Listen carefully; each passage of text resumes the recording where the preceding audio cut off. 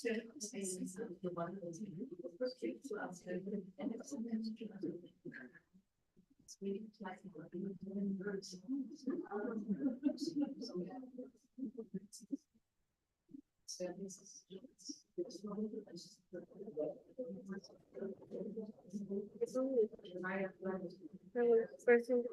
this one.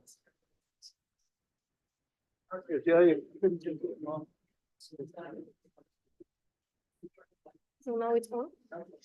Oh, but I want to bring it on. I will bring it on.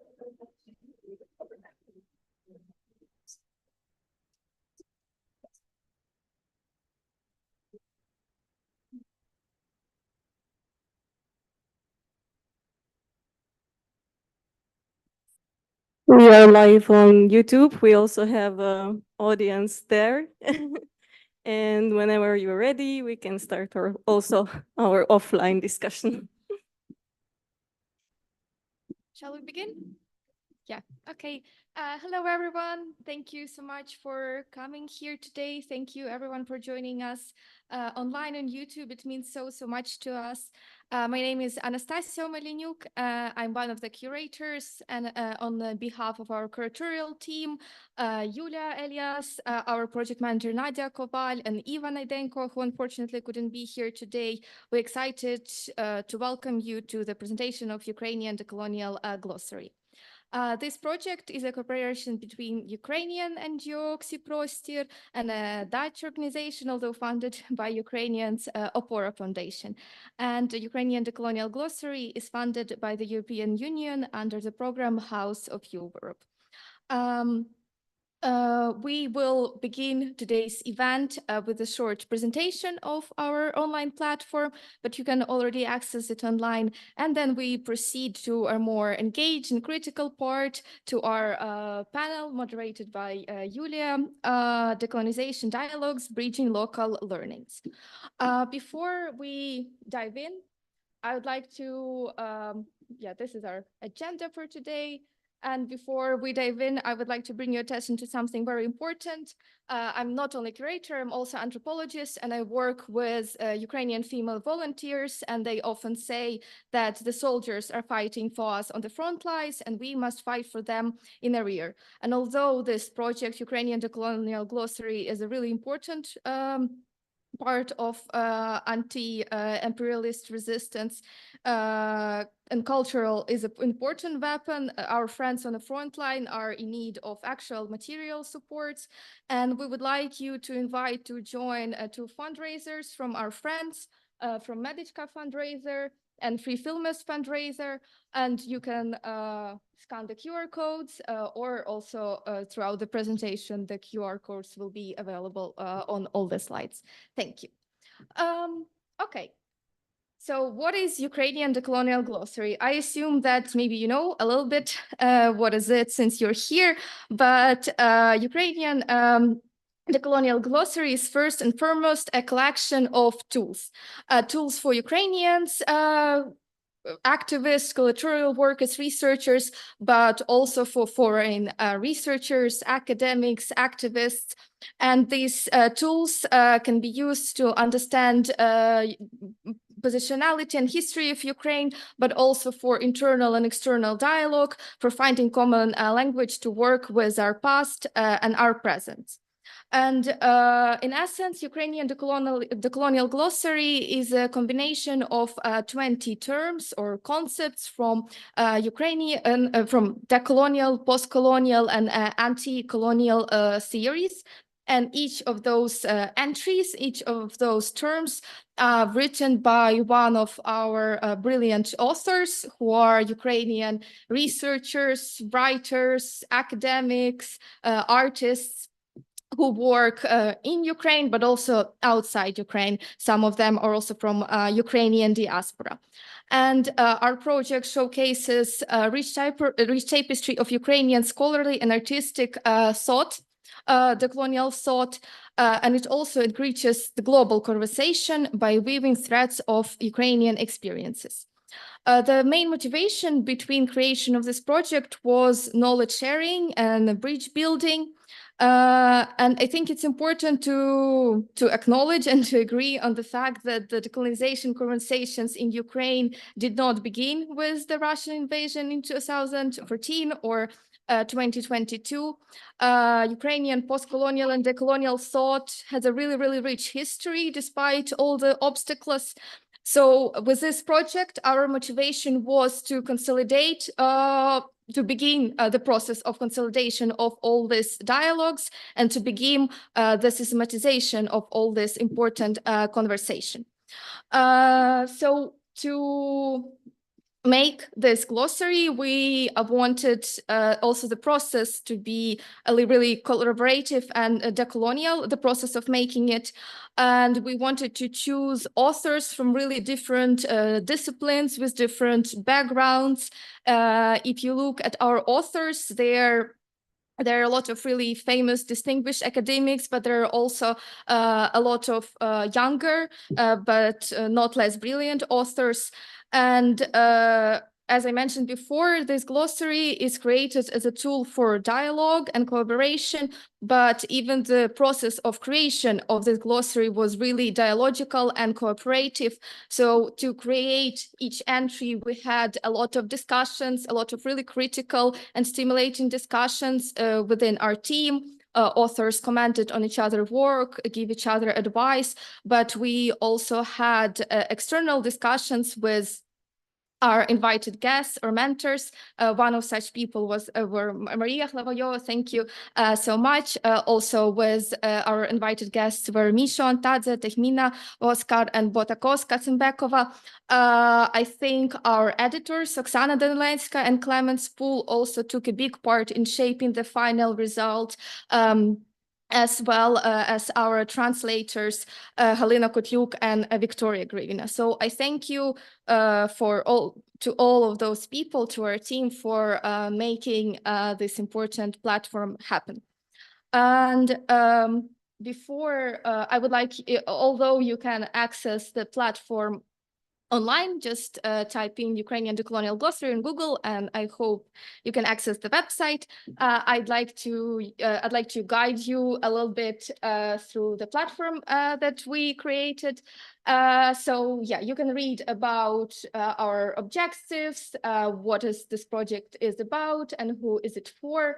And I think I really forgot to mention a really important aspect, that this project is written, it's bilingual, it's written in English and Ukrainian language, because it's really important to talk about Ukrainian decolonization in Ukrainian with Ukrainian examples, but also decolonization project. It's always transnational and collaborative, and for that, all the articles are translated in English. So you can read about our team, our curators, but also about other important people who make this project possible. This is Zapal, who created this platform, and also today present our PR manager, Daria Lysenko, sorry, and Anastasia Prokofyeva, our designer. This is the glossary itself.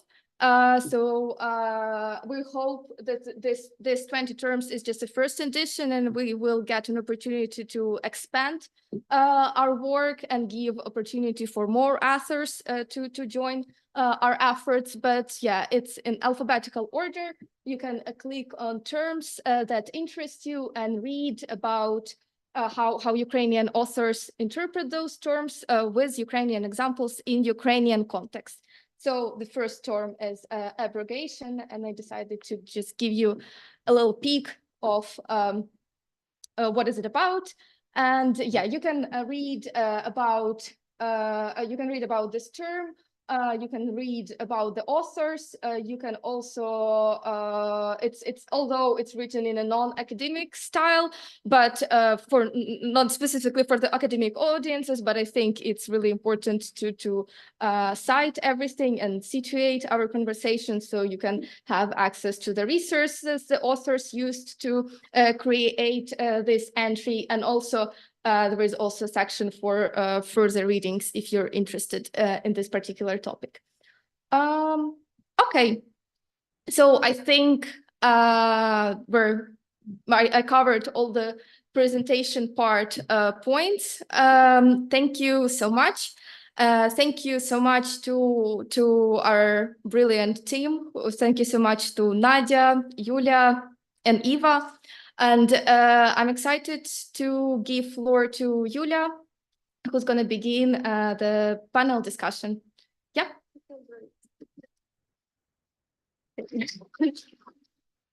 Great, thank you, Anastasia. Yeah, can you hear me, everyone? Great. So let's begin. Yeah, I wanted to start, while you catch your breath, maybe you need some water.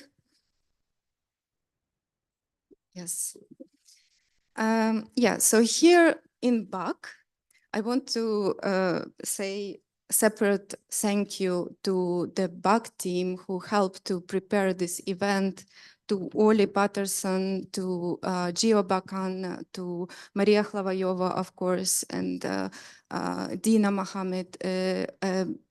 Currently, I feel very supported by the BAC as an institution because I'm part of the program Fellowship for Situated Practice, and insightful conversation with other fellows really helped to shape this project and position it more critically, let's say. So thank you, guys. I want to mention each of you. And I wanted to add it as a separate note. Yeah. And I have to say that here in BAC, it's been already 2 years since like our previous conversation. We organized a panel discussion titled Essential Labor for Survival. And this panel discussion was about the state of emergency, and it was talking about these two temporalities. One is the present moment of ongoing invasion in Ukraine, and another one is when we pause and think a bit about the narratives that bring us to this moment. And we talk about responsibility of the Dutch art institutions. We talk about this panel critically engaged with existing narratives about Eastern Europe by art institution of Northern Europe, and ask how these narratives might be complicit in circumstances that led to this moment in history. And we can see that for the past 2 years, the notable shift has been the surge in references of decolonization in relation to Ukraine. That was not the case before, like it was not so much widespread. Of course, there were people who were working with this topic, but now even on the official government level, we have like the law about decolonization, and we hear this topic appear in different panel discussions all across Europe. And for 2 years, Ukrainians, amidst the harsh reality of colonial warfare, had to assert their right to decolonization. And this assertion comes with the challenge to legitimize the use of decolonial and postcolonial vocabulary. So first of all, we are able to have this conversation thanks to the Ukrainian army who stood their ground and fight back. Now our voices are heard in the Western institution, but now the conversation is about like how we frame narratives differently, because before the full-scale invasion, the Ukraine was not present in the museum archives. It was not present in the knowledge production system in the art institutions and in like universities. Everything was looked through the Moscow-centric lens, and through the Russian language, of course. I have like this anecdote about the Slavic Studies department in Amsterdam that when I was looking for master program where to apply, I looked up, they have like the Slavic, like the Eastern European Studies program, and they had like explicitly said in the application, the knowledge of the Eastern European languages are not necessarily, you can do this project without knowing the languages. So I think like this is such a good title for the exhibition, maybe one day I will realize it. But yeah, it basically shows you. And last time we had a conversation with representative of various institutions, with the Stedelijk Museum, so Mariia was there, and we were talking about like this positioning. And yeah, and I think like the starting point in this conversation is also like to acknowledge that there is no part of the world that is untouched by modernity and coloniality. And in this conversation, we talk that you cannot apply one-on-one the decolonial theory into Ukrainian context, but you can learn a lot from the experiences from the Latin America and so-called global South. I really don't like this term, but yeah, but it is it is what it is. Yeah, so I wanted to say that I wanted to talk to you first, but I don't know, you just did the presentation, so maybe we can start with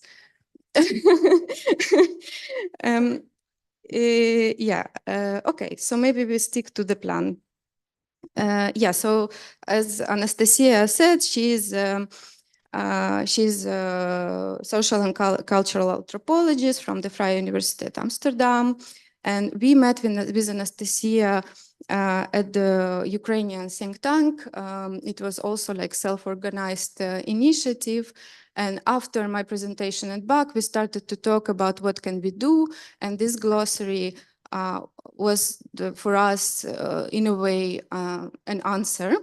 And I wanted to say that Anastasia didn't mention it, but the way how we choose the authors for this project, there was an open call. So for this open call, we received more than 80 applications. And people have to write the motivation why they want to work on this project. And this was very, for us, important moment when we were framing and understanding why we are doing it. First of all, to bring agency to the voices coming from Ukraine. You know, like the story from Virginia Woolf, when she Rooms of One's Own, when she walks into the library and she sees like books about women written by men. This is a bit an experience of Ukrainian artists, historians, academics, that there is a lot of information produced about us, but by people who are not located in our context. And somehow amazing work by the academics coming from Ukraine is often overlooked. So the challenge for us was to bridge this gap. And I wanted to ask you, Anastasia, you were curating Ukrainian Decolonial Glossary. And I want to ask you this question that may be on everyone's mind right now after what I said. Can the colonial glossary be Ukrainian? And what are the other conceptual critique did you encounter while working on this project? Yes, thank you. Yeah, thank you, Yuliia, and thank you to everyone who brings a critique, because I mean, no one owns the decolonization process, or no one owns the definition of it. So without critique, that wouldn't be the process that it stands for. But I feel like you already began answering this question a little bit, and I think as a curator of this project, I have a certain responsibility to make this straightforward. Why is it Ukrainian? So yes, decolonization is ultimately a shared, transnational, and a situated and ever-changing, ever-shape-shifting practice. But as we can see, for some reason, even though there was the decolonial thought, postcolonial thought, or at least thought and work that toyed with decolonization conversation existed since the 90s. Even before that, it existed since 2014. It exists. It's there are so many panels about Ukrainian decolonization after their invasion. Still, it exists in this marginal space only for Ukrainians. I remember my colleague from in Vienna shared with me an observation. She went to a really big conference in Slavic studies, and she said, yeah, there are so many panels about Ukrainian decolonization. That's great, but no one is coming to those panels but Ukrainians. So even though maybe we're not denied the right to say, like, we need to decolonize Ukraine straight away, but still no one wants to listen to us. We still have to fight for this right, for our right to decolonization, and for our right to conceptualize our experiences with these important theories and concepts. And I think I think the reason why Ukrainian decolonization, or even decolonization of post-Soviet countries who suffered from Russian imperialism and colonialism, why is this such a controversial topic for some people, is that I think we can all agree that the decolonization, the postcolonial conversation, decolonial conversation, they become hip. They become the sticker that you can put on your text, on your exhibition, on your book, and suddenly you're critical and interesting and saying all the right things. And when everyone seems to be talking about decolonization, I think Ukraine is an easy target to sort of show that you're critical about decolonization because of its so-called whiteness, because of its proximity to Europe, because Russia is not a colonizer, and even according to some decolonial theories themselves, it's a champion of decolonization. So I think Ukraine is an easy target to show that there is still so the decolonization conversation is still critical. But as Yuliia said, we need to take back our agency, and this is not an empty conversation. We were excluded from European institution. In anthropology, that would be impossible to do projects on Ukraine even a few years ago, but for now, I don't know of many grants that are interested in the research specifically on Ukraine. So yeah, for that, maybe it's a little bit of like positive discrimination. We need to work specifically on Ukraine to have our place in these conversations. And yeah, I think it's also important to remember that we're making this project not only for the Western or English-speaking audiences, we're making these projects for Ukrainians. And for them, it's really, really, really important to talk about decolonization, to understand what it is and why is it so important for them in their language. It's really important to know about decolonization, to explore it using the examples that they know about. Because of course, if they read about decolonization, they read about postcolonial theories in Indian context, when they read about the colonial processes in South America, it seems really foreign and clear for them.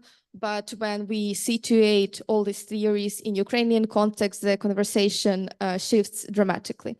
So yeah, I think it's pretty simple to have an opportunity to have these transnational conversations. We first have to find our local voices. And when we consolidated our Ukrainian decolonial thought, then we can be a part of a critical conversation with other people, with other contexts. Thank you. Yeah, and can you maybe tell us a little bit more about the terms and how we selected it? Because there were some proposals of the new terminology, and we had like this very explicit decision to focus on the existing language. Can you tell us a bit more about it? Yeah, so as I mentioned before, we didn't wanna invent the bicycle here. We really wanted to consolidate all that rich tapestry of thought that exists in Ukraine today, or sometimes even in English language. So we made an explicit decision to focus on terms that already exist. they already exist in English or Spanish or French, but on the terms and the concepts that were already explored by many thinkers, the terms and concepts that were already elaborated in many books and theories, because I feel like the work that we're doing here can be easily sort of dissected and can be easily criticized. So we really wanted to I feel like for introducing new terms, new concepts, you really need a lot of space to explain them, and 800 words is not the best place to do that. Yeah. So this is why we decided to focus on the terms that already exist, but maybe are not applied to Ukrainian context, or they are applied, but no one is reading those texts. Yes, was our motivation about it. And we had so many brilliant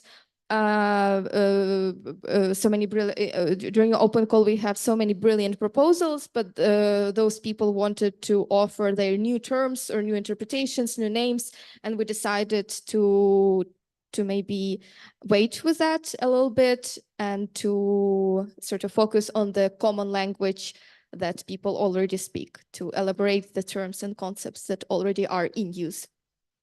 Mm-hmm. Okay, thank you so much. I think I would ask all the participants of the panel discussion keep their questions for a future conversation. Thank you, Anastasia. I think like now we have to move to the next panelist. And I would like to invite Mariia Kardash, who is online. Yeah. Hello. Yeah, I want to say that our team is spread across various localities. Some people are based in Ukraine from the authors team. Some are in Europe. So yes, so some of the authors are present with us online today. So Mariia Kardash, she is an independent researcher and performer, working with topics of cultural propaganda, construction of other in the public narratives of notion of Oriental and exotic in art. Originally from Izmail, Ukraine, and she is currently based in Katowice, Poland. And she calls herself a dance anthropologist. She adopted an interdisciplinary approach to her work and combines her academic activities, participation in residencies, conferences, and public talks with theater and dance. She's also holder of Erasmus Mundus, Viscarat Fund, and other international scholarships. Mariia was one of our authors, and she was working with the topic that is titled Euromodernity, Eurocentrism. And yeah, I think like that the text, her text navigates the challenges of Ukrainian perception of itself as a defender of European values, while also acknowledging problematic narratives that can stem from Eurocentric worldviews. And can you please tell us, Mariia, more about this friction, or would you call this a friction? Yeah, even, please, the floor is yours. Thank you so much. I'm very glad to be here. Yeah, probably I would call this a friction. I would call this kind of a conflict, maybe, in how we understand our role as Ukraine, how we call ourselves the protector of European values, and how we are perceived by the world outside. And by the world, I mean not how we in Ukraine usually perceive it. When we say world, we usually mean the West, and that's it. But the world, but really like the global community. I think like the whole idea of starting this article, starting this research, of looking into that, also is coming from my own personal experience by spending some time in education in Ukraine, being a student in Ukraine, being a student of political geography, and paying attention to what we are discussing in classes, and then studying abroad and paying attention to what is discussed there. And what I remember that in Ukraine, we were often talking about Ukrainian choice, that there are two vectors that Ukraine can choose for future development. Either we are back under the Moscow influence, or we are choosing European Union, there was this expression, this cliche, I would even say, European choice of Ukraine, European vector of development. And then when I moved to study in Europe, in the international program with the people represented from all over the world in this Erasmus Mundus studies, this is where I was surprised actually that Europe is not perceived as some ideal place. It's actually a colonizer for most of mine colleagues who were studying in the same program with me. And for me, it's created a bit of a conflict as well, because like I was educated in totally different context. And this is how I got interested in this idea, how we even perceive Europe. Why we should do it more critically than we do it now in Ukraine. And with the start of the full-scale invasion, when the narratives of the outpost of Europe emerged again with the new power, they were existing even before in Ukraine, but the full-scale invasion kind of boosted them into this public sphere, into the cultural sphere.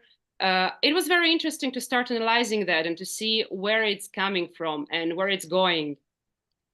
And yeah, from my personal perspective, I think that Ukrainians should perceive it more critical, should be more critical to this whole idea of are we defending European values, or maybe we should formulate this, we should call it somehow differently. Because I would say that, the last thing, are the values somehow distributed geographically or not? Like, I would probably cite even Volodymyr Ermolenko, Ukrainian philosopher, in one of his articles. He talks that freedom can emerge anywhere and dignity can emerge everywhere, and it doesn't depend on the geographical position. Yes, thank you so much. Yeah, I was wondering if you could suggest maybe how can you address like these complexities in Ukrainian society, and if it's really like a time for it now, because like we are so much dependent on the help coming from the European Union. And yeah, this is like the question, one question that I have. And another question is also maybe like we had this conversation during the panel discussions when we had like the conversation about the articles among the authors, about the challenges, other way around, about the challenges articulating our position in the context of the yeah, like other struggles and fights for independence from imperial powers, and how like actually the colonial language is actually instrumentalized by the powers, like Russia is a good example. Yeah, maybe you can elaborate a bit on this. Yes. Let me start from the first one, is like how we can address this now in Ukraine, and if it's in a timely manner. This is a complicated question, because usually there will be probably objections saying in Ukrainian, Anastasia is like not the right time for that. First, we need to deal with the war. We need to have victory finally, and then we can deal with all the other problems.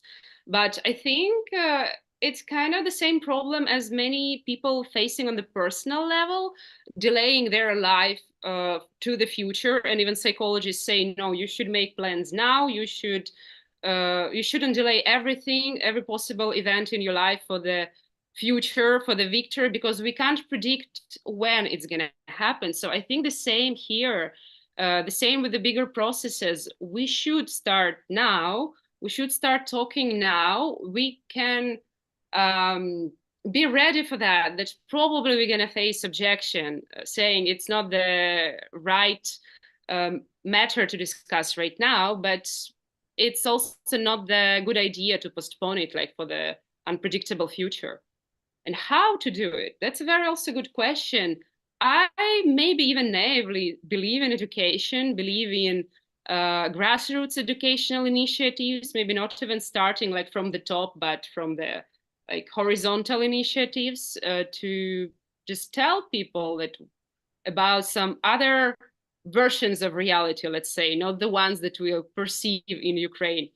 And also, I do believe that being exposed to the international connections, international contacts, really international, really globalized one, not just like with the very nearest, let's say, international context, right? Our nearest neighbors. I think it's really useful. It gives you the more, I forgot the word in English, sorry. More diverse, maybe, the perspectives on like the global life, more balanced ideas. And it's also a bit hard because a lot of Ukrainians can't travel now. And can't go outside Ukraine. So it's a bit cynical to propose this as a solution to this problem from my side, that just be more exposed. Yeah, but from the other side, and the second question about like the appropriation of this language by the other empires and using them, like Russia right now present themselves as a leader of anti-imperial resistance. And we can see like that in certain writers' work, there is a support of this idea. And this is a certain challenge for us, and how can we address it? And especially if you observe this narrative like that is mainstream about Ukraine as a fourth post of Europe, it can it can be very convincing. You know what I mean? Yes. Again, I guess through the personal connections, through the personal examples, just to talk as Ukrainian researchers, to talk more about that, to expose this more. Yeah, I know one example that is that our activist and writer Viktoriia Omelianiuk, when she was killed by the rocket, she was actually with the guiding a tour to the group. Oh my God, I forgot from which country. To the Colombia, yeah. So I think like this really connections of solidarity, so we can learn. And this is actually was my experience at the Bach Fellowship, because these conversations one-on-one where you can discuss complex topics and learn from the experience of resistance from each other. It was very enlightening for me. So maybe we can go to the next. So thank you for your answers. So next speaker is Mariia Vtorushina, and they were planning to come today to Utrecht, but it didn't happen. So Mariia today is joining us from Berlin. Mariia is holding an MA in art theory from the National Academy of Visual Arts and Architecture in Kiev. Mariia received postgraduate training at the Center for Gender and Diversity, a research platform at Maastricht University Faculty of Arts and Social Science. In 2023, Mariia was the editor-in-chief of Artslooker magazine. From 2016 to 2021, they led Kiev Art Weeks as the artistic director. And Mariia is also like one of our authors, and what they're exploring in the text is the coloniality of gender. And I have like some questions for you that are like more propositional, but maybe you want to tell us a little bit more what your article is about in short, and then we can talk about propositions of like dismantling patriarchal stereotypes and promoting gender equality in wartime conditions in Ukraine, and also like maybe the examples that we can learn from elsewhere. Thank you. Thank you, Julia, so much for this wonderful introduction. And it was really wonderful intellectual pleasure to work with the team of Ukrainian Decolonial Glossary. My short article explores the relations between gender dispositions in Ukraine and colonial influences both from Russian side, which are, while reading the article, you will probably discover that they are not only patriarchal, but through the history of colonization or colonial relations between Russia and Ukraine, they're extremely violent and include a lot of state violence and propaganda. And also I explore the colonial gender relations between Ukraine and Europe, which are less violent, but sometimes very, very tangled. Yeah, Yuliia, if you wanted me to talk about actual ways of decolonizing gender or steps that we could undertake, I was actually recently thinking that every day of Ukrainian life is an example of taking these steps. And those steps are not government-led initiatives. They are rather grassroots initiatives and everyday practices of individuals and small communities. Maybe the most important event in Ukrainian modern history was the Revolution of Dignity, which led to what Tamara Zlobina calls gender disintegration. It means that conservative gender models in Ukraine are disintegrating, and even, and especially during the wartime, there is more and more space for new gender models. And we are, I hope that we are in general as a society coming close to the understanding and acknowledging the gender diversity. It is interesting to think about that usually the researchers who write about gender dispositions during various wars, during world wars, say that traditional gender roles are polarized during armed conflicts, that masculinity comes down to the role of the defender of nation, and femininity is weakness, so women are those who are protected.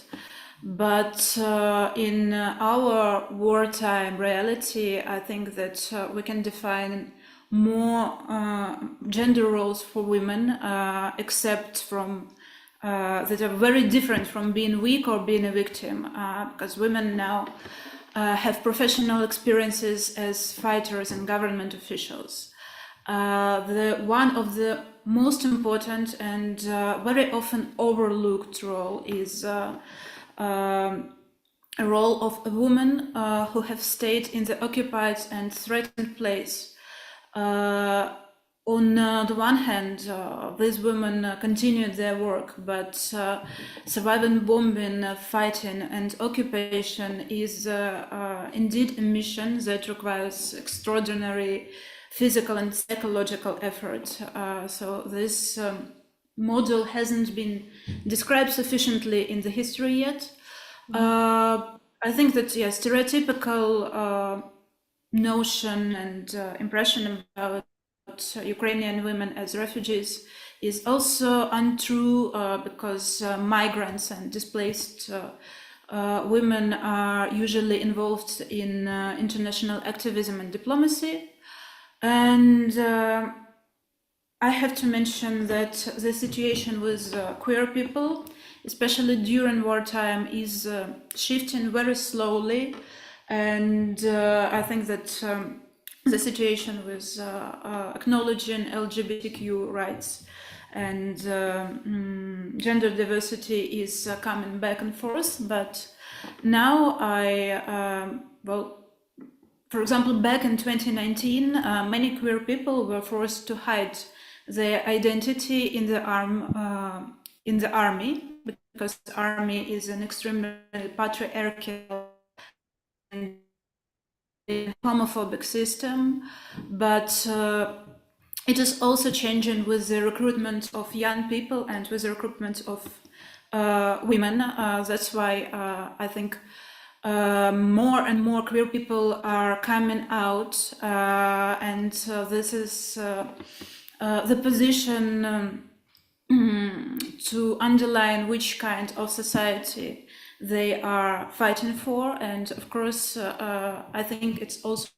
true civil life.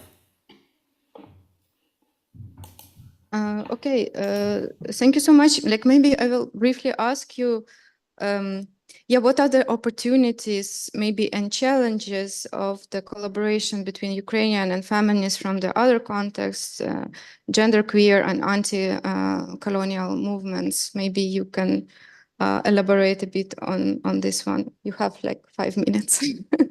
Yeah, I will It's try very to- complex question, but we have very limited time. Yeah. Yeah, that's my favorite question because the opportunities are abundant and limitless, so I will outline the challenges. I think the first challenge is anti-militarism, which is an important part of every feminist theory.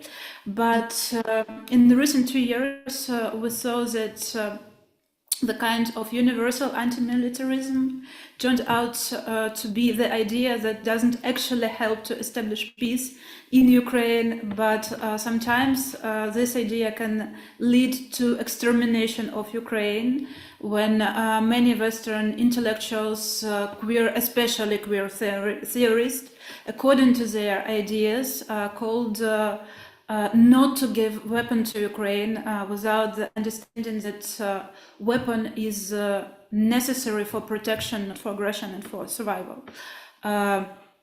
So I think this broader notion of feminist and queer anti-militarism should be rethinked according to not to the utopia but to the reality. And the second challenge is also with I think with the queer theory, because it's absolutely utopian. Yes, it's imagining the future universal community of equality and etc. etc. So the idea of queer theorists that there is a certain borderless queer community, which is a Russian, Belarusian and Ukrainian entity that does not really exist in real life, but often it exists somehow in the narratives of the Western colleagues, of curators and writers and researchers. And it is even exploited in Russian neoliberal media, that idea that somewhere there exists like a place of this solidarity without critical reflection, I would call that. Mm-hmm. But yeah, this is a problem. Okay, and okay, maybe we can talk also about propositions more in the moment of the questions. And right now I would like to invite Mariia Hlavajova.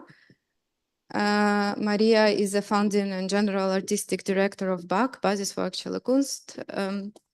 In 2008, 2016, she was research and artistic director of Former West, which she initiated and developed and as an international collaborative research, education, publication, exhibition project, culminating with the publication Former West. Hlavajova instigated and co-organized numerous projects in BAK and beyond, including the series Proposition for Non-Fascist Living from 2017 ongoing, Future Vocabularies, and New World Academy with artist Jonas Stahl. Among many other international research projects, in 2011, Hlavajova organized the Roma Pavilion titled Call the Whiteness in the context of the Venice Biennale. And in 2007, she curated the Dutch Pavilion. Yes, Mariia. Nice having you. Yes, I have a lot of questions for you. But maybe we can start like with this framing of the back fellowship program, alignment, non-alignment, and how this project fits within this. And the microphone, okay, we have a problem with the microphone. But also I know that you organize several I also know that you organized several conversations at ICA Slovakia titled also postcolonial. So I just want to know your reflections and how your position changed following our discussions like last time 2 years ago here at BAC. Yes. Thank you so very much, and everybody for these contributions. I have had the privilege to listen to some presentations during a seminar on a long day somewhere in February, and it's been extraordinary. Extraordinary work that is being done. But I would like to reflect on how our conversation developed. You mentioned the panel discussion 2 years ago, which was a graduation work on this very stage. Yeah. But I think it started already when you studied at Art Academy here, and through the courses that reflected on a couple of projects we've done at BAC. And specifically, perhaps I could mention future vocabularies. A former West project concerning war, and of course propositions for non-fascist living. And why I'm mentioning them, because I recognize some sort of commonalities that are extraordinarily exciting for me to see, and for me a kind of fast learning trajectory. Because you will recall, and that has happened, or that happened 2 years ago, that we quite disagreed on the notion of can one apply decolonial methodology or postcolonial theory on the situation in Ukraine. And so I wanted to reflect on a couple of things, perhaps starting from that notion of future vocabularies, which is really, on one hand, the proposition that we cannot deal with the issues of the future world with the vocabulary terminology of the yesteryear. However, I'm somebody who propagates a lot of the notion of proposition, but I mean proposition as something that needs actualization in the present. So I just want to reflect on what I have heard, that kind of delaying or outsourcing certain things into the future is really not a strategy I would want to advocate. And I think this is precisely what you do. With language, building of the language and claiming the language, also in the situation where it gets really appropriated very quickly by various fascist sources in the world today. Building a vocabulary future and actualizing the present is essentially shaping the world, shaping the world we want, knowing how we is really, really complicated. But I just wanted to reflect on a number of kind of obstacles that were already mentioned, but I wanted to go anecdotal route through where we really disagreed when you brought up this proposition. And as somebody who does come from Eastern Europe, I grew up with an understanding that postcolonial theory, decolonizing methodology is not applicable on Central and Eastern Europe. And I would rely mainly on texts of people such as Piotr Piotrowski, extraordinary theorist and curator, late Polish curator and theories. And I think for me, this was a formative text. I think it's 2014 when Piotr reflected on Eastern European art peripheries facing postcolonial theory, and actually suggesting that a key foundational thesis of postcolonial theory, and mainly the critique of Eurocentrism actually disables this postcolonial possibility of thinking through postcolonial theory about Central and Eastern Europe, simply because as much as Western Europe, so much Central and Eastern Europe actually belong to the same episteme. So belonging to a very similar experience, knowledge, and episteme as the word itself really says by itself. And thus the relationship between metropolis or center and periphery is also not applicable. And having grown up in Central Eastern Europe myself, we didn't look back and forth to Moscow or what have you. Moscow, as much as Bratislava, where I grew up, looked at Paris, Berlin, and New York, right? So these were, and one could go on and on and on about what kind of consequences this statement has, not only metropolis and periphery, but the notion of othering, like what is that otherness? And Piotr Piotrowski at that time played with terms such as not real others or close others instead. And again, stressing that the close other lives and thinks in the same episteme, in the same system of perception and understanding of the world, the same culture models, traditions, religion, etc. And a reminder that whenever I teach specifically in Slovakia or Czech Republic, where I return regularly, mainly because of the language that I speak, that when you think about modernity or modernism, you need to think about two competing modernisms vying for hegemony throughout the 20th century. So it's very difficult to see how to, in a single gesture, apply postcolonial theory on Central and Eastern Europe. So I'm naming this as an obstacle, and I think you named it like we had to insert or assert even or assert our right to decolonization. And this is something really important, something to take very seriously. And I see that practice happening, that being practiced throughout the extraordinary work within the glossary. There's another obstacle that does not pertain to Central and Eastern Europe per se only, but to the inflation of the term postcolonialism and decolonialism.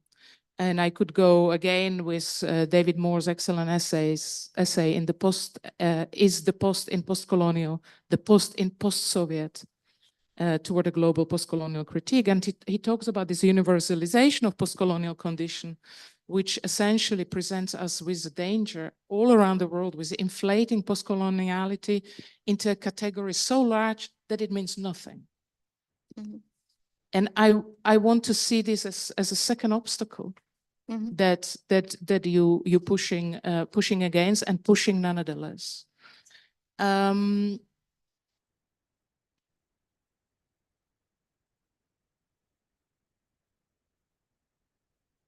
Perhaps I could reflect on a couple of conversations I had specifically with Oleksiy Radinsky, a Ukrainian filmmaker and curator who was a fellow here at BAC, but also with you, Yuliia, sometimes very intensive discussions because we were, neither you nor I were willing quite to leave our positions about this. And but I observed how through these conversations my position from a radical "this is not postcolonial" shift into not only postcolonial to also postcolonial, and that also postcolonial is I think something that the glossary addresses, because it says it is also postcolonial, but it's something else at this moment in history.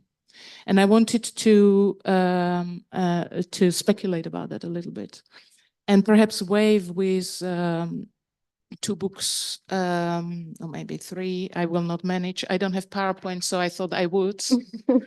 So there's Posthuman Glossary that I know you read very attentively, which I think is one of such a piece of literature that try to capture future vocabularies in such a way that it tries to actualize it at the present, in the present. So indeed, even if I vie for proposition, I am not fetishizing potentiality. I think actualization of potentiality in the present is key, and specifically because we need to negotiate both the urgency of the present and the need to endure across multiple struggles across a long period of time.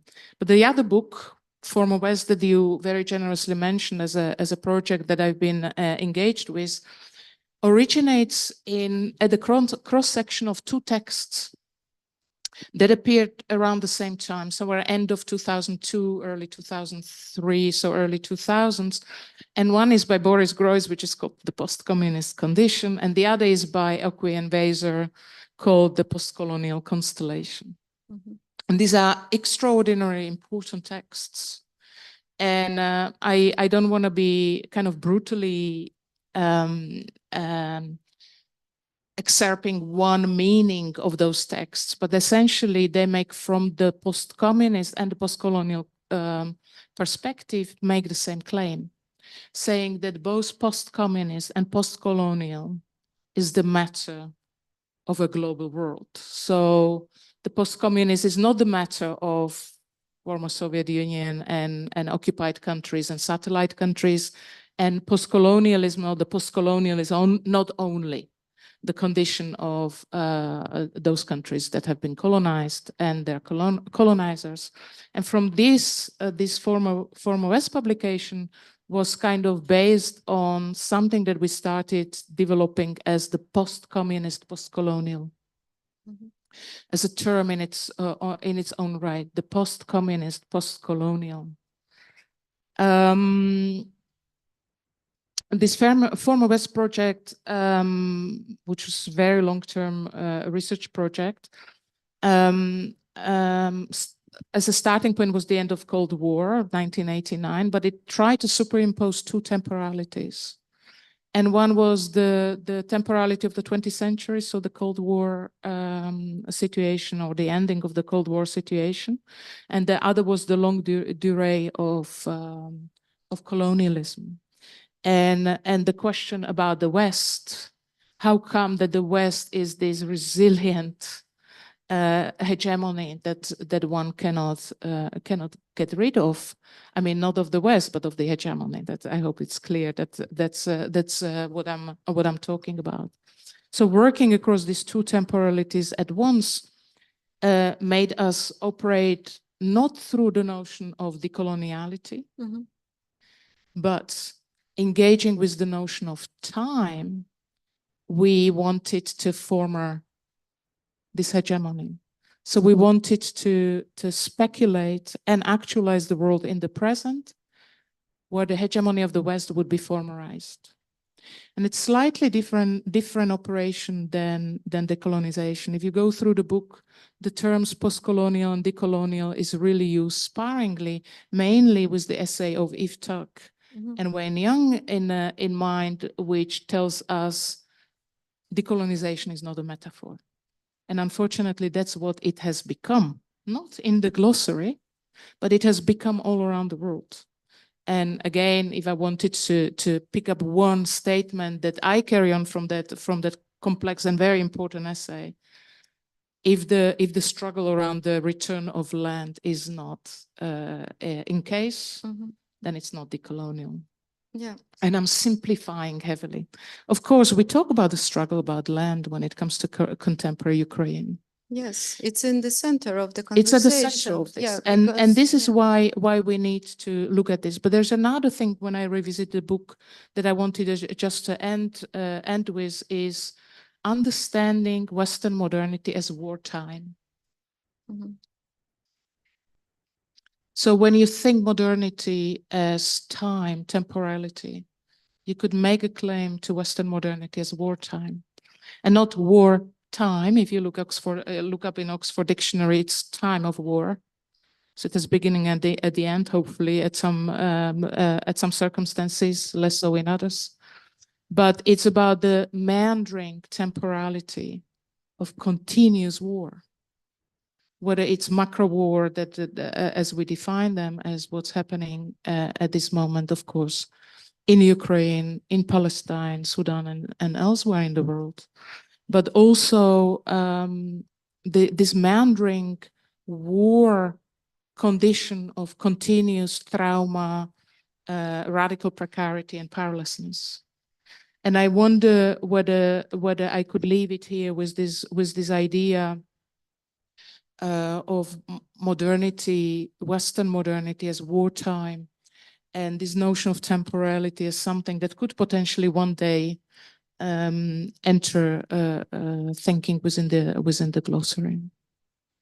Okay, thank you. I think like we are ahead of time at this moment, but please write down your questions. We will come back to it later. I can imagine you have a lot. I also have a lot of questions.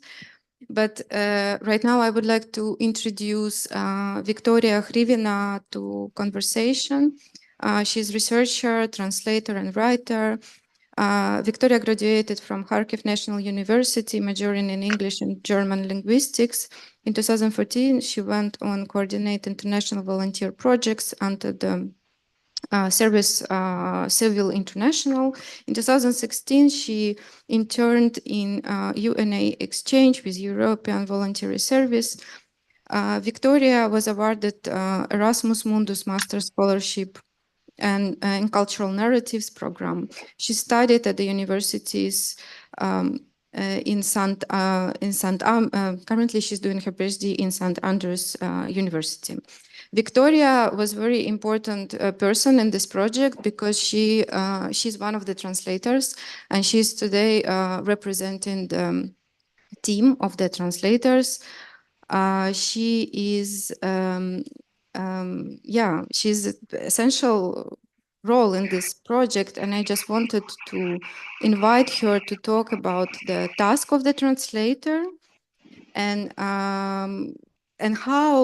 what were the challenges, like how would you translate text that use theories often written in different contexts in different languages, and what were the discussions and what you want to share with us today. Please, Viktoriia. Yes, hello, thank you. Thank you so much for inviting me and for inviting me to this wonderful project. I think as a cultural researcher myself who studies the space of war in Kharkiv, also in the colonial perspective, as well as we have a lot of decolonial processes happening in the city, I was really fascinated to be able to look at these terms so closely, the terms that I've read so many times through different perspectives. And I think that it was extremely important to have this glossary both in English and Ukrainian, because I think that it is not only the task of Ukrainians to decolonize the academia and studies and to change our focus and to look at it globally. And really, for me, it was a chance also to look at these texts really at a close lens and see something in them, small details that would fit. And what surprised me in this project was how really well most of the terms fit Ukrainian reality.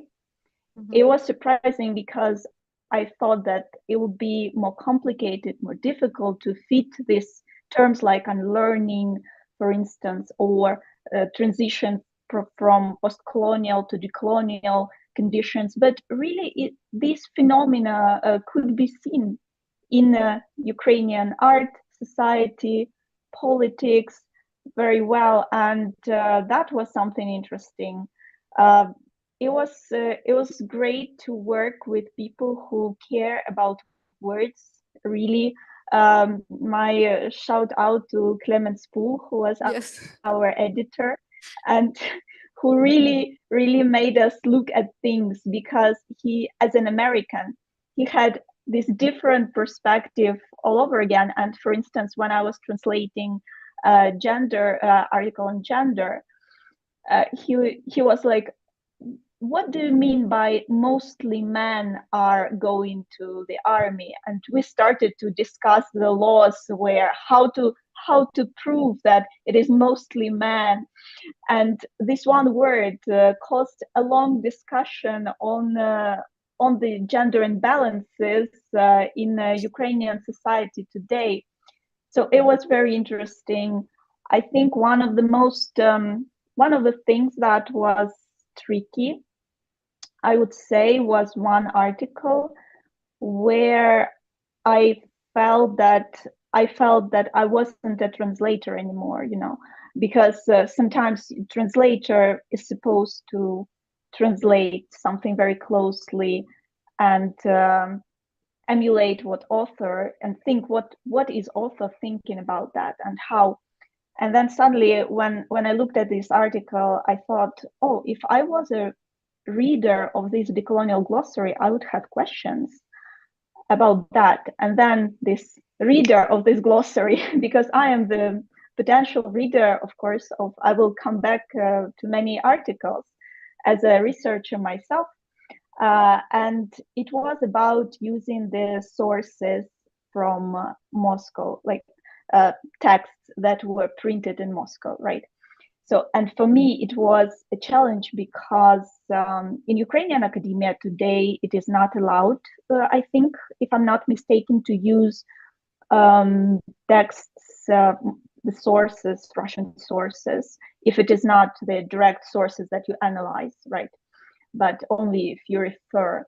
And that was a translation from German and Italian scholars. So these were a translation into Russian of the scholars and then use it to translate it to Ukrainian. And I thought, oh, this is the perfect case for our glossary, but not of our glossary. And it caused a very exciting and interesting discussion in itself. I think that we had a lot of complicated and interesting talks, and we had fun doing this.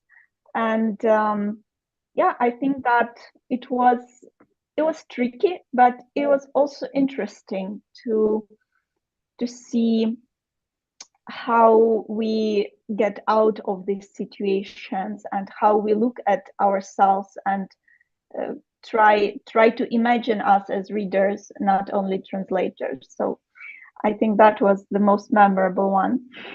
Yes, thank you so much. I think also like we had this example with Yaroslav Motenko text about the mnemonic war, and he used specifically an example of the it's like a book for the schools, for the children in the occupied territories in Donetsk, and then like the alternative version of history that Russia is propagating in these territories.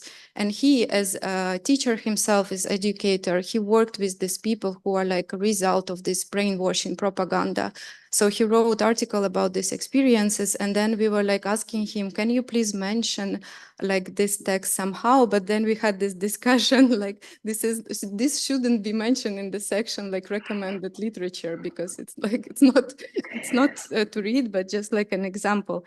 So yeah, indeed, and I always think about like this text of Walter Benjamin, The Task of the Translator, that basically what you do, like, of course, you cannot translate one-on-one because languages, they are not mirrored to each other. But the work that you were doing is really like a gift to the general knowledge and the general language, because then we revisit words with the Ukrainian, like our perspective and lived experiences. Yeah, thank you for your work. I think it was extraordinary experience. And like next time, I would like to have more time like for these discussions, for editing and translation. Thank you. So, okay, we are done with all the panelists. Now we are going to have like, if you have like a pressing questions right now for each other, yeah, please tell to me. Like, it's a bit uncomfortable because I cannot see the screens with other participants. Yeah. Please. Okay, so who would like to start? Maybe Anastasia? I mean, I can start. I think I have a question for everyone. I didn't prepare it, so bear with me, but it's something that Mariia said. I mean, I always think about it, but so the fact that we are having you talk about modernity at this wartime, and we're talking about decolonization and different contexts when it's happening, not happening, how is it happening, but we're all aware of the fact that we're talking about within Western institutions, and even today, we're, if I may say so, in quite an alternative and critical space, we're talking metaphorically about it through articles, through panels, through courses, academic courses within Western institutions. So my question is, how does this shapes our conversations? Because we're talking about decolonization within these Western institutions, and then there my family who's just hiding from Russian rockets every day, and that there are Palestinians who can't get water, or maybe because we are the people, or who are not. I was not. I'm doing my PhD in the West, but I got my bachelor's not in the West, and I'm like on a I don't know if I could call myself a Western person. So maybe by being present here, by inviting people like in the Decolonial Glossary from other places, from other contexts, we're already confronting. We're already in the process of fighting with this modernity, or where's the balance? I think this is a question for maybe Mariia, but also for everyone. Are we actually changing something by being outside to a certain extent from Western modernity, or it's just sort of, I don't know, perpetuation.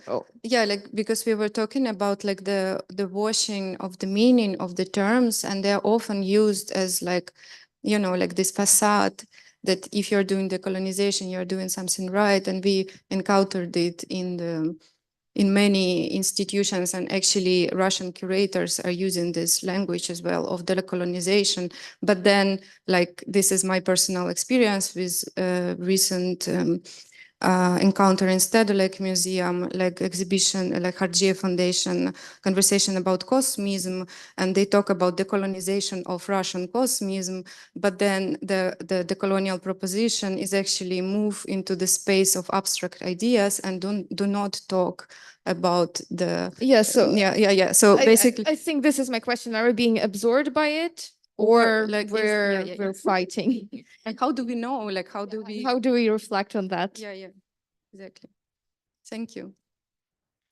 Not that I did not expect this question, but it goes back to what is the toolbox, and what do we have at our disposal in the field of art, and where is the radical politics of artistic practice? And I believe that the radical politics of art lies in learning. And thus, yes, we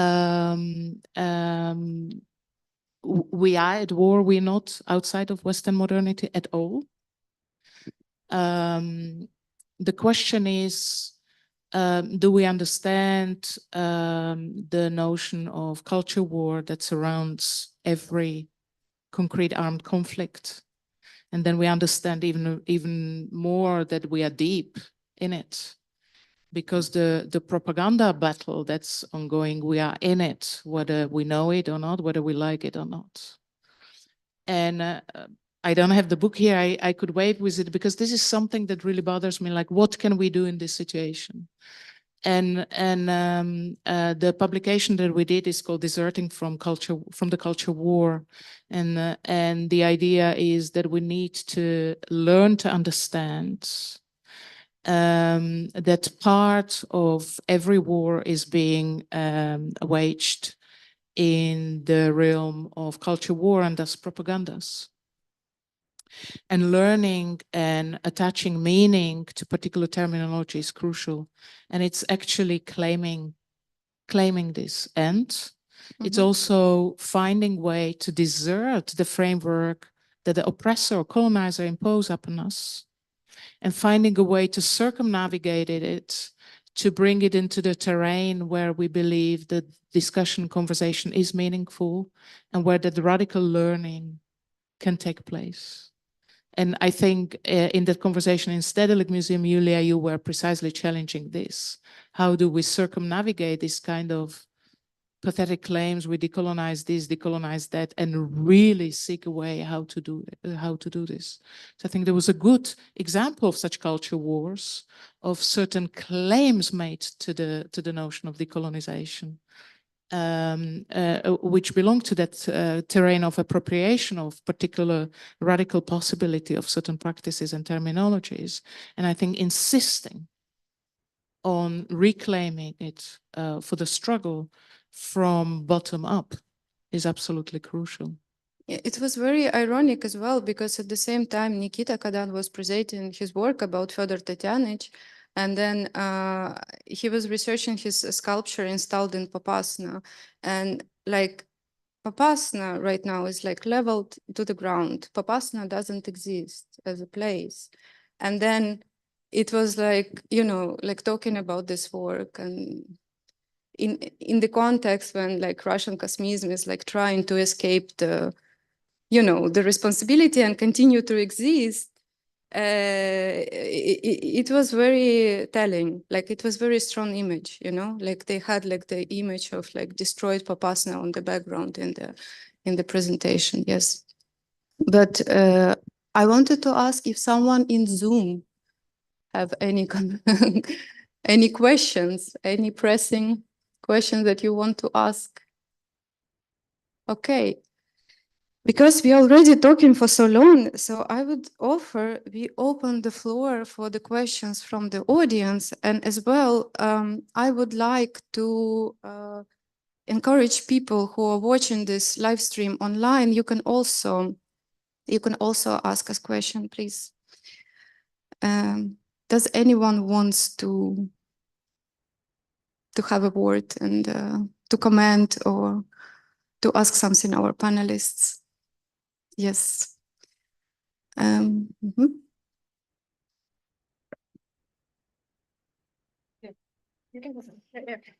Sorry. Hi. Thank you to everybody. This is a nice surprise.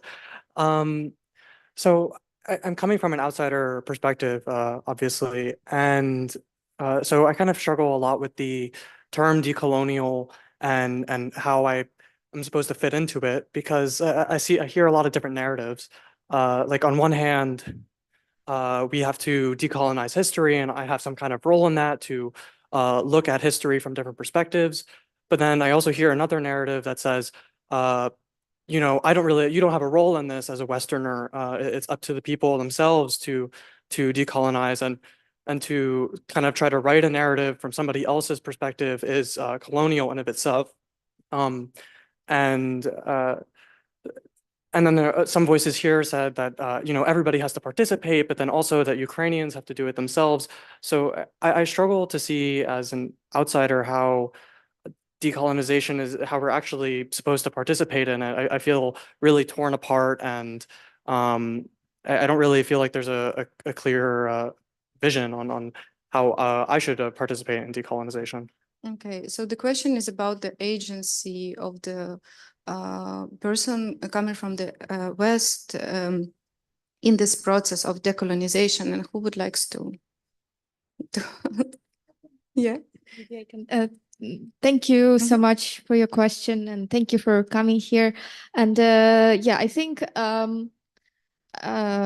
I mean, I think I have a clear idea how it can be done, but of course it's a long, continuous and complex process. And when I was talking that decolonization has to be done in Ukrainian by Ukrainians, I was just, I think I was more answering the question whether there can be a Ukrainian decolonial glossary, whether the decolonization terminology can like sort of belong to one nation. So, or I think this is more about the question of local versus transnational. But I think we're all in it because we're all part of the modernity. We're all, but we have different positionalities in it. And I think it's just about understanding your positionality and recognizing your privileges and powers and recognizing your misfortunes within those systems.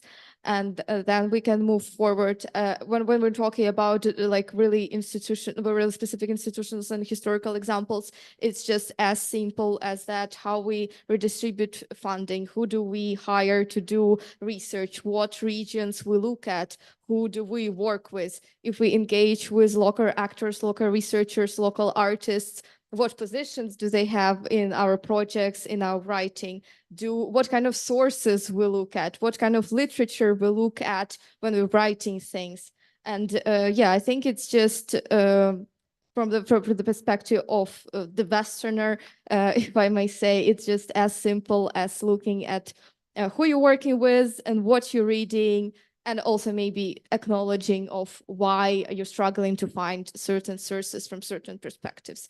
Yeah, I think it goes not only about Ukraine, but also about other regions, even if we talk about, I don't know, Russian imperialism and Soviet area. I think this problem of having this really Russian perspective would encounter people from, if you would want to get to know more about Siberia or Yakut people, or I don't know, all the non-Russian nationalities of Russian Federation. So yeah, I think it's a really simple exercise of reflecting on your positionality and what kind of sources you use. Yeah. Can I weigh into this? Because I understand your question, and you ask, I as a Westerner or somebody who lives in the West, I think first step is to think deeply through these categories. What is the West? What is Europe? What is nation state? And also understand this in context, right? Because, you know, when you tell certain people Europe, they imagine colonialism. When you say to other people Europe, they imagine an ambition, democratic possibility.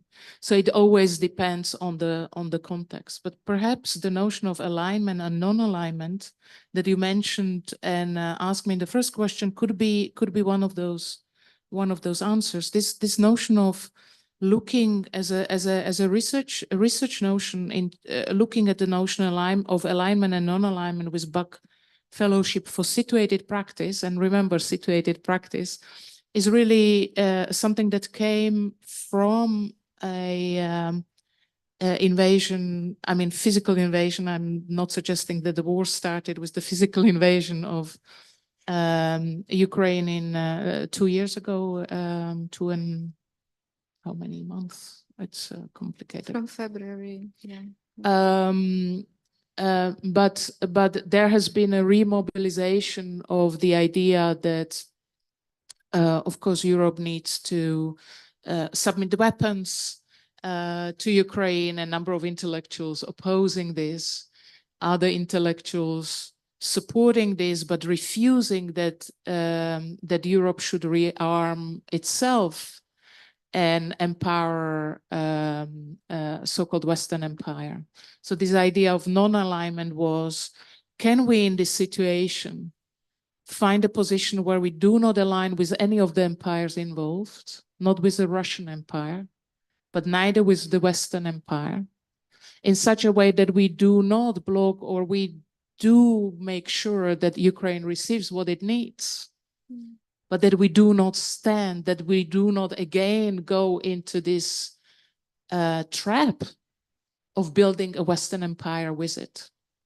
And so we used an example of non-aligned movement, which is still in existence, of countries that during the Cold War refused to go with the East, either with the West or the East. And non-alignment means actually radical embracement of the possibility of freedom. in that respect. So we looked at that, of course, trying to undo the nation state from the equation. So what would it mean to not align with any empire when it comes to this conflict? But also, like, I think like we had this conversation with Jonas like the other day, that you know, sometimes you have to align in order to survive, because like Ukrainians are not going to die for the sake of like purity, not aligning with like empires, because also it's a question of resistance and immediate action. And the colonial war of Russia, neo-colonial threat, is very real. And yeah, so it's yeah, it's also this, you know. I mean, if you refuse to align with empires, you still seek alignments, but you're not building the empire again. And I think this is really hugely important. So non-aligning with empires means aligning somewhere else. And I think that's where I wanted to stress the situated practice. It's that we need to think local differently, I think, than in geographic terms, much like we need to think West differently than in geographic terms.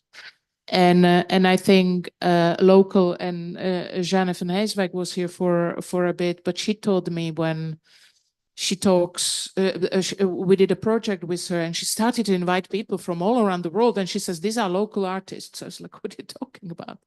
These artists come from Colombia, what have you. And she was like, sister, local is not your zip code. Local is your emotional and ideological network, right? It's your substratum on which you can live. And the similar ideological and emotional kind of infrastructure repeats itself across the globe.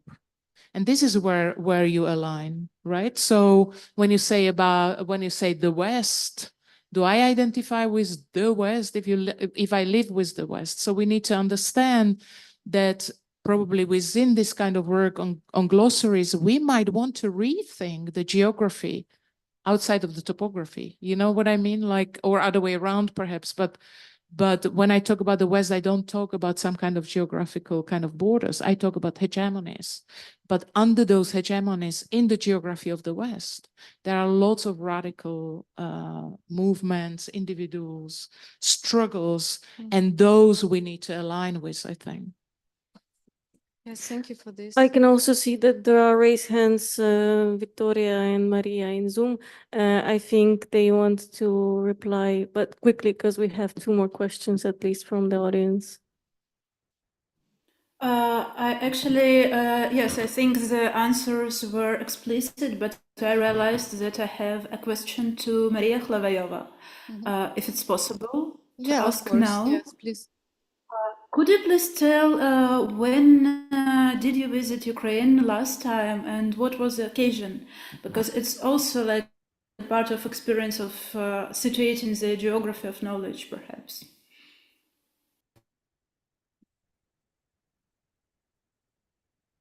So I try to remember the last time. I think it's really good 15 years ago. I studied in Kiev in 1989. And then throughout the 1990s, when I lived in Bratislava and worked with the Network for Contemporary Art Centers, I traveled to Kiev perhaps yearly. Since I live in the Netherlands, I was there once for a conference. I, however, question the physical proximity as the basis for alignment. Whether you need to be physically somewhere to align with certain struggles. Bach was also hosting this exhibition of free filmers, and there were like events organized within the. Yeah, maybe you want to tell. Yeah, a project curated by Oleksiy Radinsky and Oleksiy Kuchansky to Watch the War, the moving archive. 2014 till 2023, the moving image amidst the invasion of Ukraine 2014-2023. That's what we hosted actually just a few months ago. Yeah, In recent. autumn last year. Yeah, and you can still support free filmers and Medici fundraiser also. Like the free filmers are also organizing their artists from Mariupol, directors from Mariupol, gathering help for medical aid. Okay, so Maybe, yeah. I also see that Viktoriia, she's raising her hand for quite some time. Maybe you want something to add, and then we'll move on to next questions. Yeah, sorry for raising my hand, but I really wanted to add a little bit to the colonial question, because I think that the colonial studies, as gender studies, for instance, as critical studies, have to do with looking at a certain epistemic injustice. And in this way, I think we all, understanding our positionality, again, can look at these injustices and study them. And I remember the first book about Russian colonialism that I read was by Eva Thompson, who got a huge amount of criticism for it by a humongous, tremendous Russian studies machine for years. And so, yeah, I think that I welcome researchers, non-Ukrainian researchers to study. And being here in Kharkiv, I want to say particular thank you to all the researchers and writers who come here today and show their solidarity. And I think that you don't have to be Ukrainian to feel that it is your war, and it is a European war, and it is a war of injustice that we can all try to correct. So thank you. Yeah, thank you for the event. And I have two questions for Mariia. My first one is that when you were speaking about Piotr, the Polish artist, Piotr Petrovsky, yeah. Yeah, I mean, anyway, about his work, I was just curious, how do you think the fact that he is a Polish person, and we know that in past Poland was also kind of an empire, or at least we can say that it was a powerful country, and still some parts of Ukraine were part of Poland. Do you think his view might be correlated with like historical background of Polish people in Poland? Well, I cannot speak for Piotr Piotrowski, and he unfortunately passed away a couple of years ago. Very thoughtful thinker. I just really want to stress that although we carry in our bodies and our minds and our practices histories of, context from which we originate, it does not define us. And I think this is what we just heard, that the struggles for liberation, justice, are not just of people who live in certain territories; they are of all of us. And I just want to stress it in this complicated moment, because we very often also in this room face questions: who is entitled to speak, at which point, to which subject. And I try to advocate a position, and Yuliia is very aware of it, because we've been stressing it many times, of a filmmaker and theorist Rinten Minha. Like, how do you speak to the struggle or about the struggle? No, you're not allowed to speak about the struggle. You can connect to a struggle, even if you're not physically fighting within a territory, by taking a position of nearby, which is a humble position of connecting to a struggle without trying to colonize it. and understand that there are things you cannot understand, but you still can be in the situated practice of a struggle towards justice, in alliance or in solidarity, although that term is so complicated, with others in that struggle.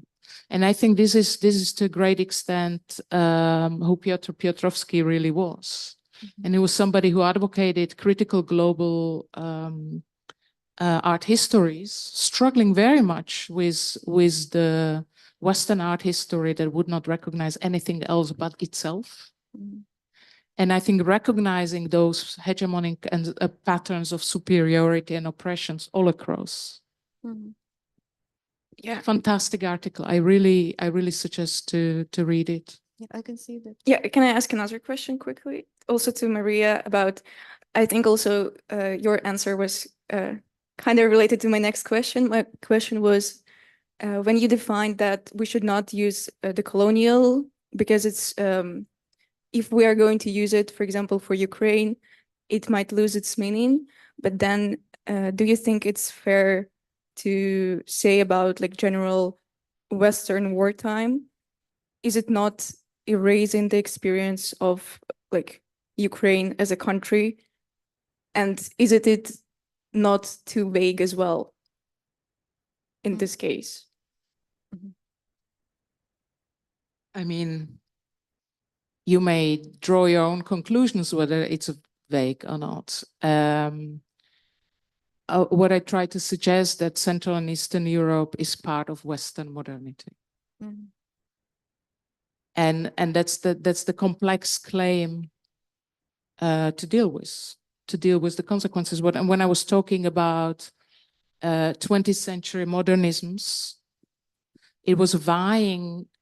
It was a conflict of two modernities in a way under Cold War conditions, vying for hegemony.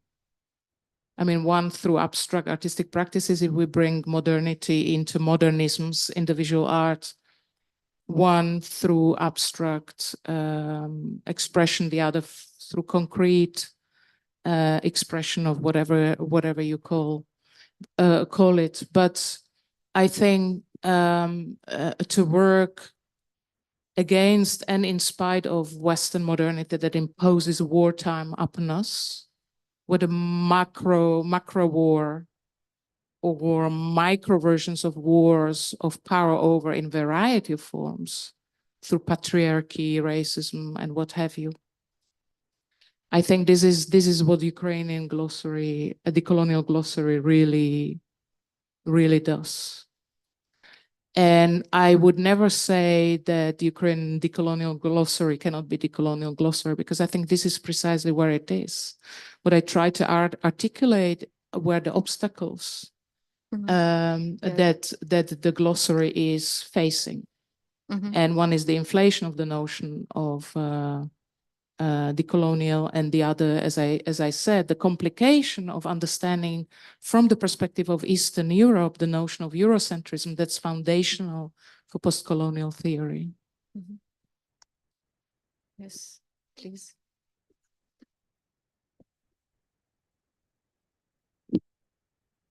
Yeah, thanks a lot for your contributions. And maybe to just reflect very shortly on the last thing that you said is about where the borders are.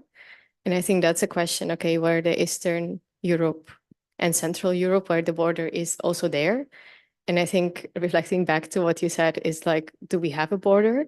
And then at the same time, in our everyday practice, we do experience the border, even between Eastern Europe and Central Europe. So it's not, now we try to unite against one enemy, let's say, but there are a lot of processes within, and we also see it in modernity. So we see how the borders are being closed after the short amount of what I call postcolonial solidarity by the Eastern European borders or Central European borders with Ukraine.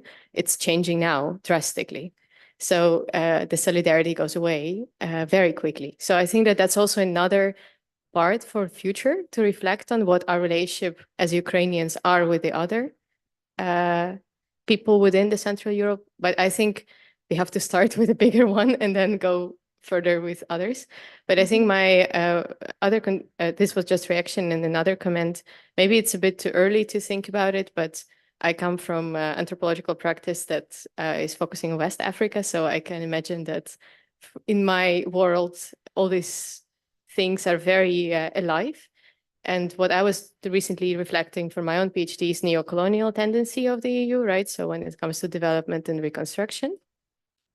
And this is another part that Ukrainians will be confronted with. So first, you need to fight for your agency within the world. And I'm not talking only artistic practices here. So I'm talking about general positionality.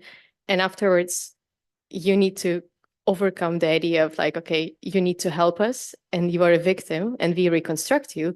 And this is exactly how the EU deals with the countries that they need to kind of go on their Western hegemony. So I think that this is also an important part who we as Ukrainians or people who represent Ukrainians, what is our positionality when it comes to neocolonialism and actually exactly the tendencies of the EU, neocolonial tendencies with other countries where they use development exactly for that purpose of changing the way they colonize.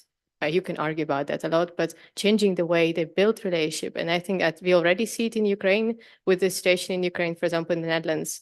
The Ministry of Foreign Affairs thinks, okay, Ukraine is just one of the countries we have to afterwards reconstruct. So one of, meaning the same as African country, the same as Asian country, anything that we invest in. And it's not about, okay, Ukraine knows how to reconstruct itself, right? So that's only the facade. And when it comes to real conversations, they happen without any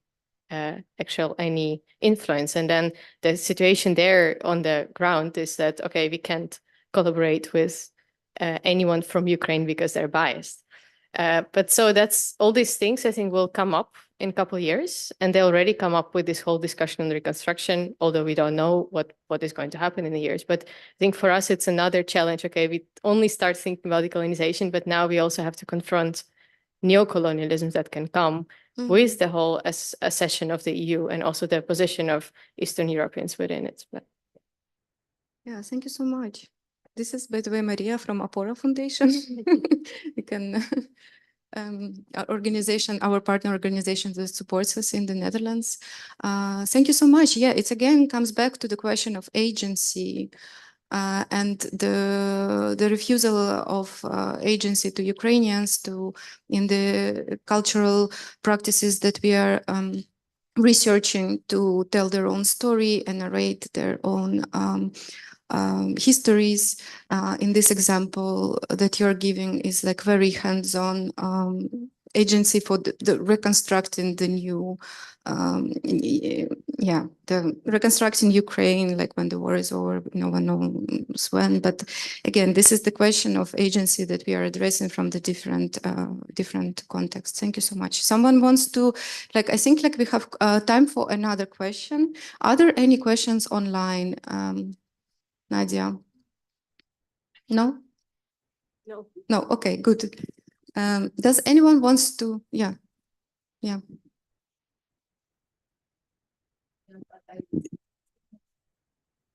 I want to use a positive example because you said solidarity ends somewhere.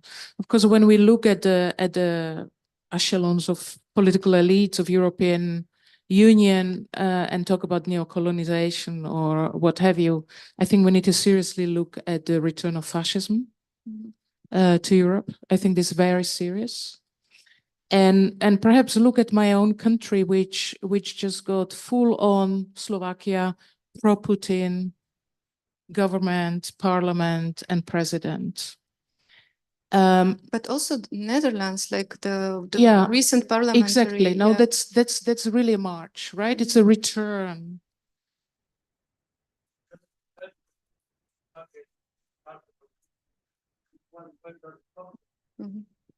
I mean, yeah, I would like to have a straight answer, but I mean, a through line from enslaving people to colonialism to fascism is really important to look at. And, you know, we did the propositions for non-fascist living and studied fascism as is complex, and I don't want to open a new subject, but I wanna finish this thought on Slovakia, if I may. Because the government, the elite, the nation state who is a member of European Union and what have you, turn toward Russian support? And what did it cause yesterday and today? The people started to collect money for Ukraine themselves. They're around €1 million at this moment, which is a huge amount of money, with posters all around, no, the people are with Ukraine. And so I would not be concluding really quickly, this is where solidarity ends. It depends really where we look, whether we look at the formal policies of still democratically elected government. I mean, one could question there were democratic elections, but whatever manipulations took place wherever. But then still there is a population, there is a popular from below that articulates solidarities nonetheless. And I want to be hopeful about this, right? So I just wanted to bring that depends where you look, like what angles you put, what kind of glasses you put. Do you look at the political administration? Do you look at the European Union? Do you look historically at the notion of Europe? But from our experience, like running humanitarian aid here in the Netherlands, like we got a lot of support from the networks of the refugees, like for example, the open embassy, like the Syrian refugees that organized like for us meetings with like Dutch parliament, and very hands-on recommendations, like how to collect humanitarian aid, what to do. Like I remember like this conversation when the full invasion started, and immediately there was like this tremendous support. And of course, like when we see votes result, it can be like hopeless and really really kills all the hope like for some kind of future. But at the same time, on the ground, there is a lot of solidarity in the small organizations collaborating with each other. Like we are, there is really a crisis of international law, and we can see like that the big organization that we really believed in, they do not do their work. Like there is a lot of questions to them. But anyway, it's a lot of conversation. I suggest we continue this conversation with the drinks afterwards. Maybe like Anastasia, do you want to say something like the final? Because I saw you were like raising hands and yeah.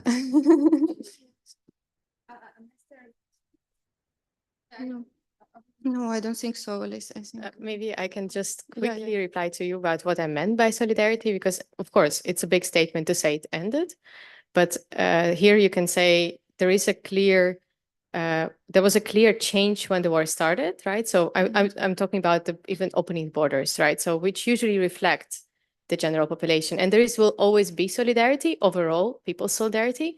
But if you think about post-colonial solidarity, okay, we had some relationship with Russia and we are afraid. And that's where a lot of things were moving. Okay, we'll be the next, especially like if you think about Balkan and Poland, I think they were the most kind of, and I think that it's also about this. No, but I'm talking about the borders more. If you think about it, for example, from, I come from migration border studies, so I can say that in the way the border was open before is now closing. So it's not that it's, no, but it's also about the crossing the border. So for example, some people, it's true.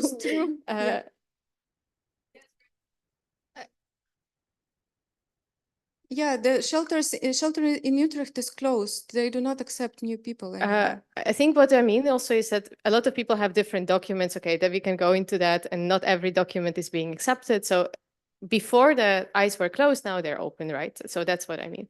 But another part, what I think is under theorized, is also this inferiority-superiority complex of Eastern European states. And I think that is not just about solidarity, and that is not just about people's solidarity with war victims and justice. It goes beyond that, and it's about this kind of centrality. What you say, Central Europe, is it the same with Eastern Europe? And that's my question that is maybe I ask myself as well. Because there is a lot you can talk about within historical lens, but also within what is happening now with Ukrainian refugee, for example, in Poland, and a lot of public unhappiness about them being there. So there are a lot. I think this is exactly what I meant, but I also never would say that the solidarity fully ended. No. Thank you for this remark. Okay, thank you, everyone. I think we can continue our conversation. Thank you for the people online who participated in this discussion. We can, it's going to be recorded online, and if people have any questions, they can always address them in the YouTube section or write to our social media. Yeah, and I think I just didn't have enough, did not deliberately said thank you to our 20 authors, and because they were absolutely brilliant people who were, and we had such an amazing time, and it was such a great privilege for me to work with those 20 people from different backgrounds. Some of them are really, really distinguished and famous scholars. And it was just such a collaborative, such a supportive, such critical environment. And if that's how the reconstruction and decolonization of Ukraine is going to look like, if those processes are going to mirror the kind of conversation and work we had within the glossary, that would be great. And I encourage you everyone to read the glossary, but also we have authors' biographies, and to familiarize yourself with the kind of work they do, to write them directly, to engage with them, to talk with them. And yeah, thank you so much for the authors. And yeah. Yeah, great, thank you.